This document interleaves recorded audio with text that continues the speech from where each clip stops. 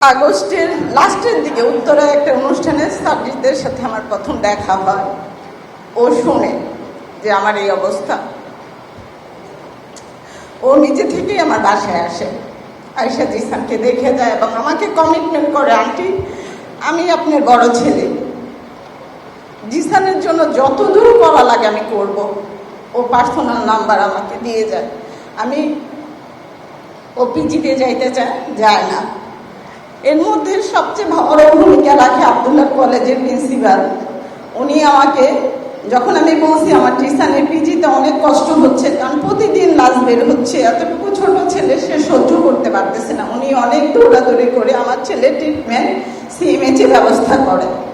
ওনার কাছে আমি চিরকৃতজ্ঞ আজকে জিসানের ট্রিটমেন্টের রাস্তা তৈরি করে দেওয়ার জন্য। আমি এই বিগত 1 বছরে সাজ্জিদের সাথে আমার 4 থেকে 5 বার দেখা হয়েছে। আমি বলতে পারবো সাজ্জিদকে আমি অনেক রিকোয়েস্ট করছি, সাজ্জিদ আমার জিসানের জন্য কিছু করো, কারণ একটা ক্যান্সার রোগীর ট্রিটমেন্টে কি পরিমাণের খরচ সেই জানে। আর আমার পাশে দাঁড়ানোর মতো কেউ ছিল না। আমার বড় ছেলেটা মারা গেছে, আমি ওর শোক পালন করবো না আমার ছোট ছেলেকে নিয়ে দৌড়াবো। একটা মার জন্য এই রাস্তাটা যে কি কঠিন শুধু সেই বুঝে, কারণ আমার আল্লাহ দেওয়া সবচেয়ে প্রিয় 2টা ধনকে নিয়ে আমি যুদ্ধ করতেছি। একটা তো আল্লাহ পছন্দ করে নিয়ে গেছে, আরেকটাকে নিয়ে।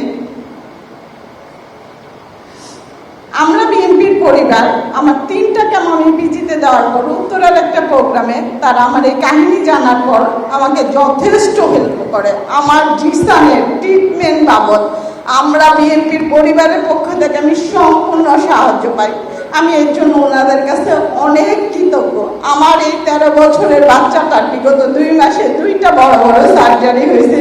এটা সম্পূর্ণ আমরা বিএনপির পরিবারের পক্ষ থেকে তারেক রহমান স্যার দিছে। আমি ওনার কাছে চিরকৃতজ্ঞ। ইভেন আমরা বিএনপির পরিবারের মিথুন ভাই, রোমান ভাই, রনি ভাই, বেলাল ভাই সবাই সেকেন্ড অপারেশনে আমার জিসানকে যায় দেখে আসছে হসপিটালে।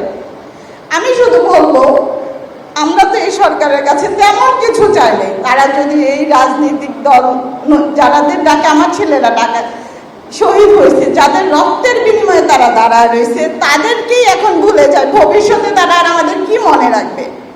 এই প্রধান উপদেষ্টা কি উচিত ছিল না 8.5 ফ্যামিলিকে ডাইকা কথা বলা, কার কি সুবিধা অসুবিধা আছে? আমরা কি তাদের কাছে এতটুকু পাই না? ইভেন আমার আব্দুল্লাহর জন্মদিন ছিল গত বছর নভেম্বরের 1 তারিখে।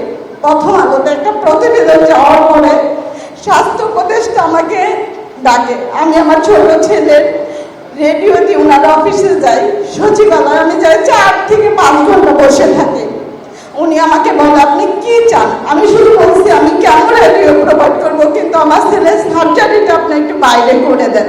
উনি আমাকে বলে জিসান এই ট্রিটমেন্টটা পায় না। আমার ছেলে যদি বিদেশের ট্রিটমেন্ট না পায় তাহলে উনি কিভাবে বিদেশে যায় ট্রিটমেন্ট করে? আমার প্রশ্ন এইটাই। তারপরে উনি গত মাসে আমাকে আবার ডাকছে।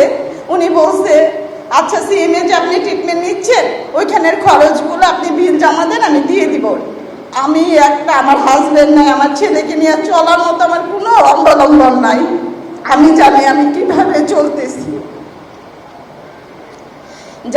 যাওয়ার পরে 10টায় গেছি, আমি 5টা পর্যন্ত ওনার অফিসে বসা। উনি মিটিংয়ে গেছে, আসার পরে বলতেছে সিএমএইচের সাথে আমাদের কোনো কন্ট্যাক্ট নাই, আমাদের দ্বারা সম্ভব না। আপনি পিজিতে 3টা কেমো দিচ্ছেন সেই বিলগুলো আমি আপনাকে দিব। আমি বলছি ম্যাডাম আমার আর লাগবে না, ওই 3টা বিল আমার কোনোভাবেই লাগবে না। যদি আমার ছেলের কেমো রেডিও সার্জারি আমি নিজে করাইতে পারি ওই 3টা বিলও আমি দিয়ে দিলাম। তাহলে এই সরকার, এই এনসিপির হাসনা সার্জিস, আপনি যখন আমার বাসায় যাবেন আপনার সাথে আমার অন্যরকম একটা সম্পর্ক হবে। সার্জিস আমার বাসায় যায় 2 থেকে 3 ঘন্টা আমার মা ভাই বোনের সাথে কথা বলছে। সেই সার্জিসকে আমি ফোন দিলে সে ধরে না। ইভেন আমার ছেলে যে ক্যান্সারটা, এটা 2টা কারণও হয়। একটা হচ্ছে বংশগত থাকলে, আর একটা হচ্ছে আপনি 50 আপের উপরে বয়স হলে। ওর বংশের কারও নাই, ইভেন ওর বয়সটাও মাত্র 14। আমার ছেলেকে কালকেও আমি ডাক্তারের কাছে নিচ্ছি, আমার ছেলের পুরো পাকস্থলীটা কেটে ফেলছে। এই সেকেন্ড অপারেশনের পরে 3 দিন পরে ওকে যখন বেডে দেওয়া হয়, ও শুধু আমাকে বলে আম্মু আমি আর নিতে পারতেছি না, আমাকে এবার মাফ করে দাও। একটা মা হিসেবে এই সন্তান কাছ থেকে এটা শোনার চেয়ে মরে যাওয়া অনেক ভালো। ও এতগুলো কেন রেডিও নিছে, কোনোদিন আমাকে বলে না যে আম্মু আমি আর পারতেছি না। আমি ধন্যবাদ জানাবো আমরা বিএনপির পরিবারে তারেক রহমান স্যারকে সেকেন্ড অপারেশনের আগে উনি বলছে জিসানকে শুধু বলেন শক্ত থাকতে, আর বাকিটা আমরা দেখব। ইনশাল্লাহ আপনার দুই ভাইয়ের পাশে আমিও আছি, আপনি কখনো নিরাশ হবেন না। এখন যদি এই কথাগুলো আমি বলাতে বিএনপির পক্ষ নিয়ে কথা বলি, আমি সরি, কারণ আমি ওদের টাকা দিয়ে আমার ছেলে ট্রিটমেন্ট করাইছি। কিন্তু এই সরকার বলতে পারবে না আমার জিসান বাবদ একটা টাকা সাহায্য করছে।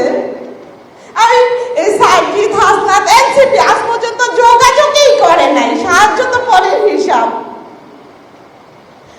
অসংখ্য ধন্যবাদ আপনাদের সবাইকে।